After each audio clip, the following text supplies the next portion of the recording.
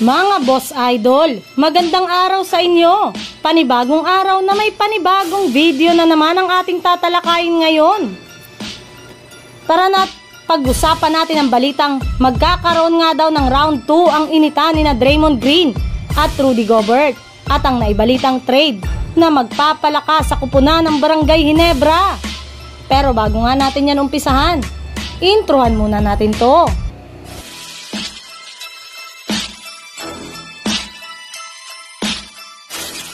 Halina't pag-usapan natin ang balitang magkakaroon nga daw ng round 2 ang initan ni na Draymond Green at Rudy Gobert.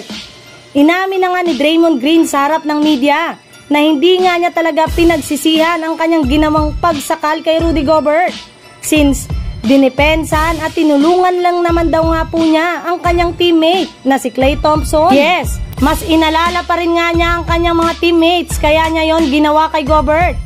Pero syempre, hindi rin naman nga siya nagsasalita ngayon para kumbinsihin ng ibang mga tao na tama ang kanyang ginawa. Subalit, kung mauulit pa nga daw po ang ganong klaseng insidente, ay gagawin pa rin nga niya yon. Gayong ipagtatanggol pa rin nga niya ang kanyang teammates at ang kanyang mga kaibigan kahit anuman ang mangyari. At kasabay nga ng pahayag ni Draymond Green sa media, ay marami na ngang mga fans ang nagsasabi na posible nga talagang magkaroon pa ng round 2 ang kanilang initan ni Rudy Gobert since hindi pa nga sila nagkakasundong dalawa. At maaari nga itong mangyari next year sa darating na March 25 pa naman kung saan gaganapin nga ito sa home court ng Minnesota Timberwolves. Kaya sigurado nga na mas mataas muli ang tensyon sa loob ng court kapag nagkaharap ulit silang dalawa. Sa ibang balita naman, patungkol sa balitang trade na magpapalakas sa kupunan ng Barangay Ginebra. Ayon nga sa inilabas sa balita ngayong araw, mismong si Matty Wright na nga ang nagsabi na gusto niyang bumalik sa PBA sa mga susunod na taon para dito tapusin ang kanyang basketball career. Yes, hindi pa rin nga nito sinasarado ang pintuan na maglarong muli sa PBA kapag natapos na ang kanyang kontrata sa Japan D-League na kanyang kasalukuyang pinaglalaroan ngayon bilang parte ng Kyoto Hanris. At isa na nga sa mga nabanggit na kupunan na posible nitong paglaruan ay ang kupunan ng Barangay Ginebra since matagal na nga nitong gustong maglaro sa kanilang team.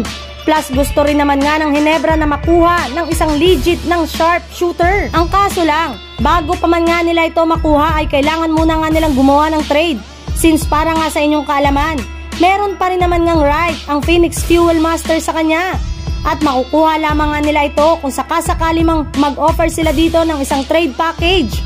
Pero kung kayo nga ang tatanungin, payag ba kayo sa pagkuha ng Barangay Ginebra kay Matty Wright? I-comment nyo lamang sa baba ang inyong opinyon at babasahin natin yan isa-isa.